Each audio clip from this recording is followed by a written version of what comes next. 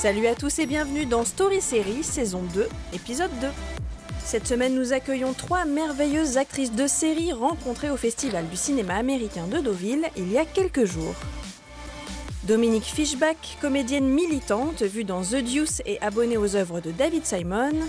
Jordana Spiro, visage familier des sériphiles en pleine reconversion professionnelle. Et Shailene Woodley, cadette radieuse des femmes de Big Little Lies. Cheers, everybody!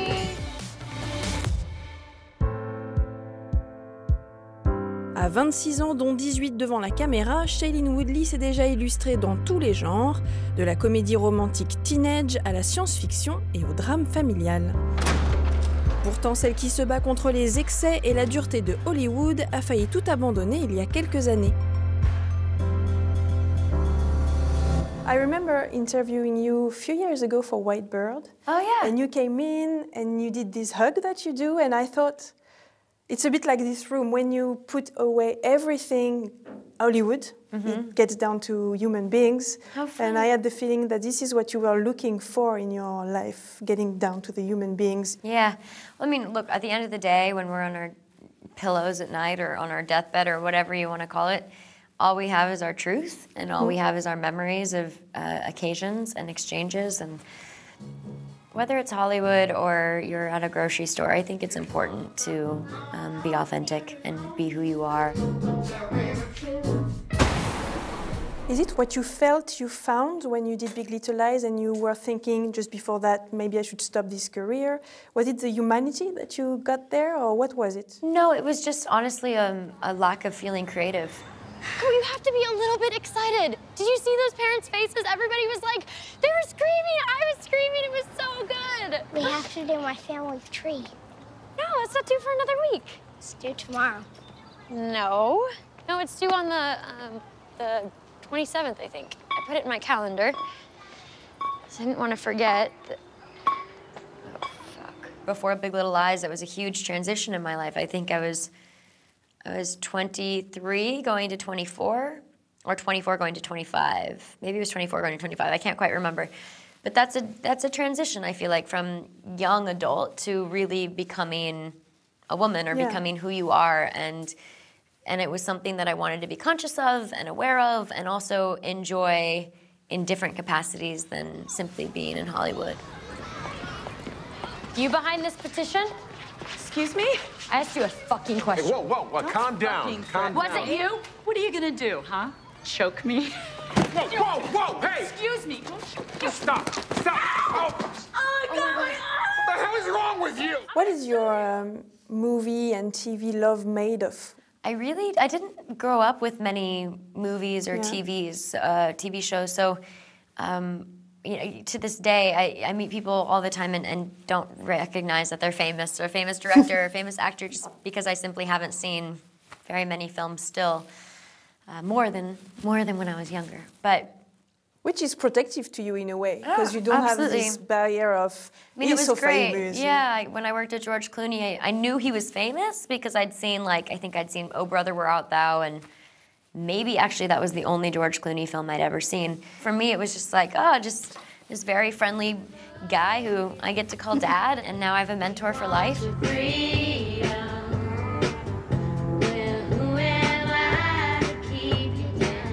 Be careful with his leg. Ziggy, show me Harry. Good luck. Good friend. But is there anything you can tell me on Big Little Lies 2? Not really, man. Just get ready for Meryl Streep. Get ready, because she brought it.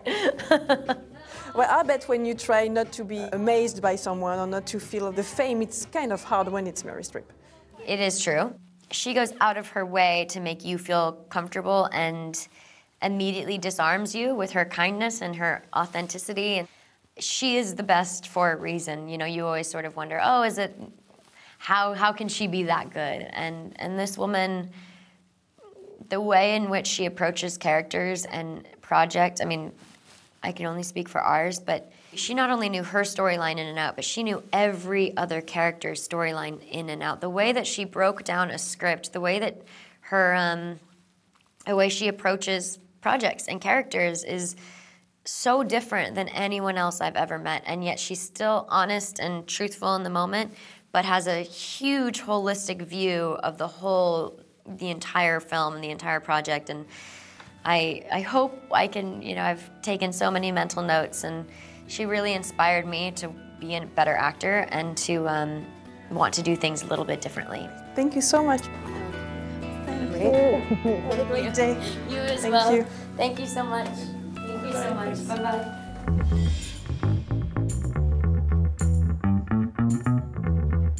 Nous quittons Shailene Woodley pour retrouver une autre brillante actrice de série, Dominique Fishback. À 27 ans et après des rôles mineurs dans The Nick ou The Affair, elle fait désormais partie des égéries de David Simon, le créateur de The Wire. Si elle était à Deauville pour défendre son premier grand rôle au cinéma, à l'affiche de Night Comes On qui a reçu le prix du jury, Yeah, I was just wondering if you knew where my dad was. I wanted to ask you if you had my dad's address. He looked different. Put on some pounds. No, not that. c'est grâce à sa présence dans Show Me a Hero Fuck you, Miko. No, that's my man. ou The Deuce, dont la seconde saison vient de débuter, que nous la connaissons. Did you feel any specific connection to David Simon's work? Because he's really trying to tell the story of the America that nobody sees, exactly like Night Comes On. Yeah, there's a connection because I grew up in East New York, Brooklyn in New York, and that's a very tough neighborhood. Yeah. And so a lot of times I feel like we aren't often heard and we're not appreciated. And All right, well, you leave school, you need to find a job. Ain't no free out here. I've been looking for a job. You're not working? No, you got another thing coming, baby girl. You gonna work. Hey, leave me alone! with David Simon's work in Show Me a Hero, I played a girl from Yonkers in New York, and she was from the projects. And then now in The Deuce, I'm playing like a sex worker. So, but yeah, so I feel like it kind of relates to me as a person who feels like my voice isn't always heard, and I have to fight to make it heard. Yeah. Yeah. You want a kid? You're gonna have to step the fuck up and be a father. Stop all your bullshit and be a fucking man for me. I'm not doing this on my own. Damn, girl. Is it a pressure for you to know that when you do a project that might be, like we said, political or have a special message? Oh, of course. It's how do you decide which projects you're gonna do or not do? It's very difficult, especially once you start developing a career. So now people are like, oh, I know you from this show. Oh, I love you in this show. So now you start thinking, oh, is this the right project to do next? What is next? You start being a little bit more strategic. So if you do take on a story like Night Comes On and it's about the foster care system, of course you want to hope and make sure that everyone that's involved in creating these characters, writing it and directing it has some connection to it. At first, I didn't want to audition for it. Why? I didn't want the stigma around like young African American women doing only being able to do roles like heavy ones. So then I get the audition and it says Angel just gets out of juvie, and I'm like, oh, what? I want to do romance. I want to do comedy.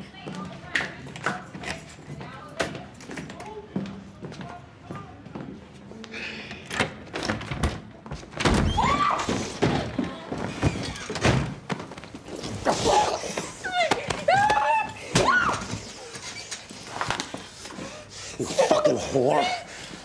The Deuce, the pilot was directed by Michelle McLaren. Yes. Do you feel any difference when you're directed by women? Do you feel like the set is different? Is there anything different? Yeah, well, The Deuce is such a delicate show because it does deal with sex and nudity. And with Michelle, it was really cool because it was my first time having to go topless. An extra 24, okay?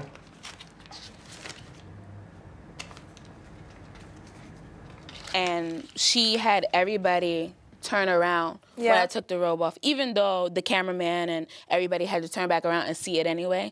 For the initial taking off, she made everyone turn around. And I don't know that a male director would have been that conscious of it.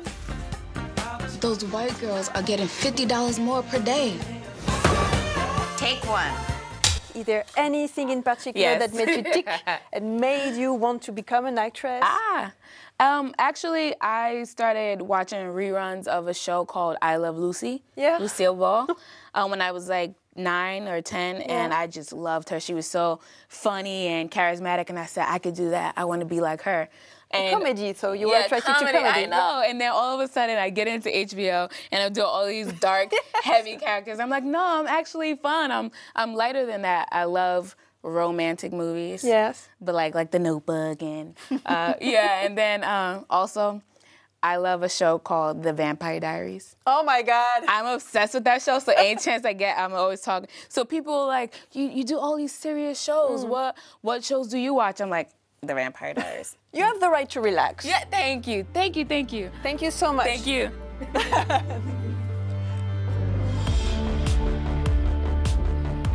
Après l'actrice de Night Comes On, nous avons rendez-vous avec sa réalisatrice, Jordana Spiro.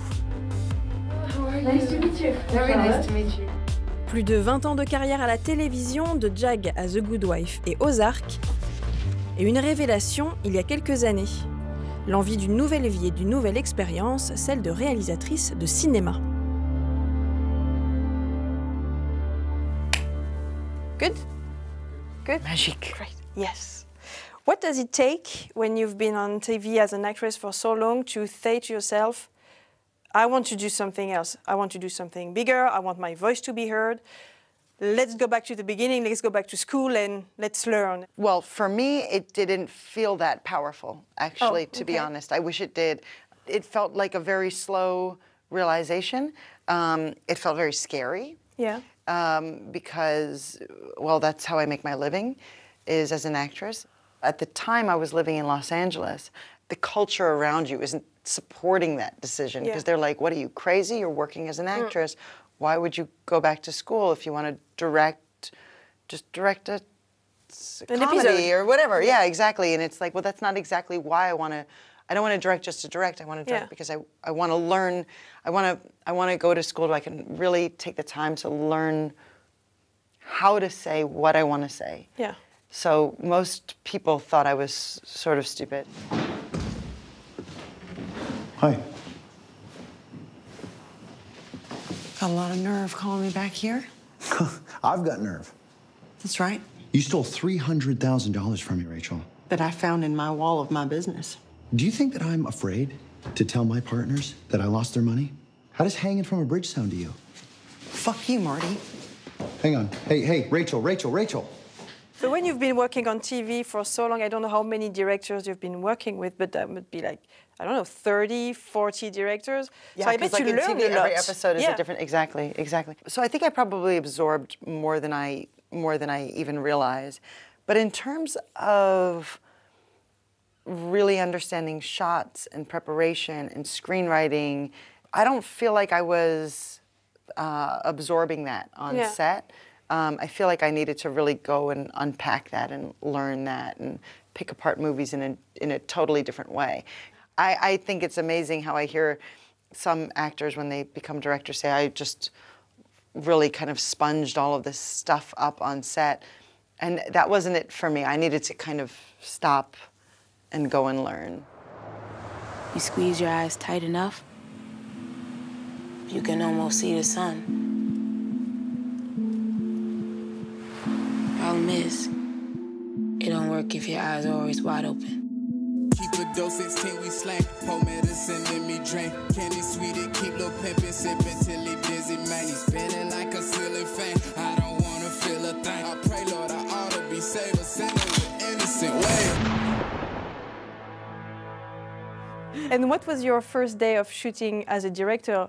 Well, what was it like inside of you, in your mind? I think all I was thinking about was just getting to the end of the day. You know, just like timing out my shots. Okay, I've got this many setups left, and how's the pace, and how's the, you know, just sort of like first ADing myself a lot, probably actually the first day. Go fast, go fast, go fast. You have a day to make. Because I was just so wanting to make sure I made my day and got what I needed, and, you know, so I think I was like trying to do too many people's jobs, you know? So what do you take from your first experience? Do you feel like it might change the way you act also, knowing all the problems the director has in his mind or anything like that? I really appreciated and understood from being in the editing room what the power of stillness is. Not showing the camera that you're having those real thoughts, but truly just being in those real thoughts, which actually takes a lot of endurance. And how, when you break, how even if your face doesn't change at all, the camera can tell. Even though intellectually I understood all of these things, I think it really was driven home for me being in the editing room, just how sensitive the camera is. Thank you very much. Thank you very much. This was really wonderful. Thank you. Story Série, c'est terminé. La semaine prochaine, c'est Noël avant l'heure, puisque nous nous offrons un long tête-à-tête avec Michael Imperioli. Celui qui a incarné l'impétueux neveu de Tony Soprano pendant près de 10 ans revient sur sa carrière et nous présente son premier roman, Wild Side. Allez, à la semaine prochaine.